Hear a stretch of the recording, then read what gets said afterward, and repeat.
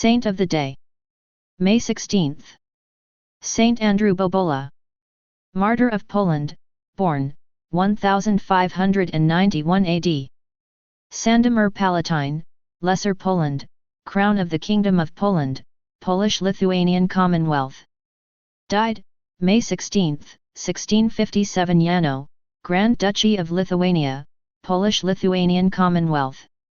Venerated in Roman Catholicism, by Poland and the Society of Jesus. Beatified, October 30, 1853 Pope Pius IX. Canonized, April 17, 1938 Pope Pius XI. Major Shrine, Shrine of Saint Andrew Bobola, Warsaw, Poland. Feast, May 16. Patronage, Poland, Archdiocese of Warsaw.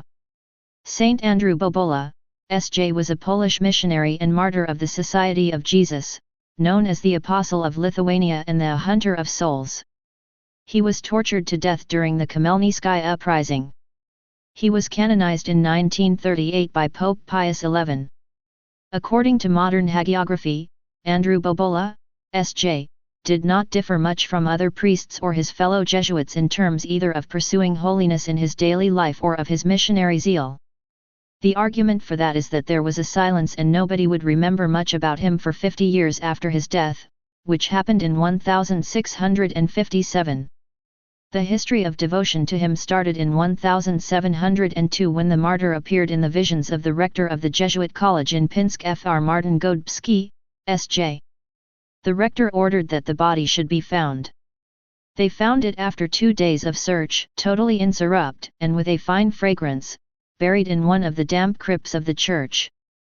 Many people started to visit the martyr in the crypt asking for his intercession, and many miracles happened, including the total protection of the city and its region from plague, famine, and robbing soldiers during the Great Northern War, 1700 to 1721. So what was it like, this both exceptional and ordinary life of Andrew Bobola? Andrew or Andrzej was born in Strakosina, southern Poland, in 1591. He went to a Jesuit college in Broniwo. He joined the Society of Jesus in Vilnius, in 1611, and he stayed there until he finished all his studies.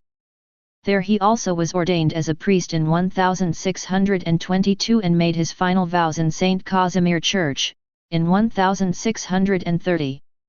Father Bobola would spend most of his apostolate time preaching, hearing confessions, giving catechesis to the local community. He would not be given to teach or to supervise at the college, supposedly because of a lack of skills for such duties. He was appointed to serve the needs of people at St. Casimir Church for 12 years. He also spent 9 years in different Polish cities, Plock, Warsaw, Łomża. Every time Father Bobola would start his apostolate, he would do it with great devotion and obligingness to the people he met. Both youngsters and adults would listen to his word and participate in his pastoral activities for the poor, the sick, and prisoners. The most successful and outstanding mission led by the zealous father was in the eastern part of Lithuania, present Belarus. There was a unique situation at that time, because of the Union of Brest, which gave the opportunity for the Orthodox Church in the Polish-Lithuanian Commonwealth to retain the old liturgy and to join the Roman Catholic Church. To begin with, it was a fruitful process of reunification of the two Christian churches.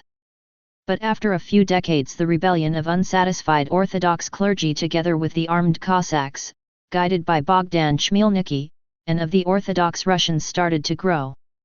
Finally, it broke into a war of neighboring Russia against the Commonwealth.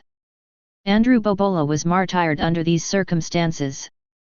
The dedicated missionary had already started to strengthen the faith of the Catholics while working in Nesvizh, 1622-24, and in Bobruisk, 1630-32. He also spent the final 5 years before his death in the same eastern part of Lithuania, in Pinsk and its surrounding area. He leads missions and helped in the parishes. Living with the Orthodox, he would try to convince them that the Roman Catholic Church had not changed, after the Great Schism of Christianity in 1054, whereas there had been changes in the Eastern Orthodox Church. For that reason, Father Bobola studied the Fathers of the Church, Saint Basil, Saint John Chrysostom, and Saint Gregory, who was also acknowledged by the Orthodox believers. With these authors, it was much easier to explain the role of the unity of one, apostolic, Catholic Church with the supreme authority of Christ's Vicar, the Pope.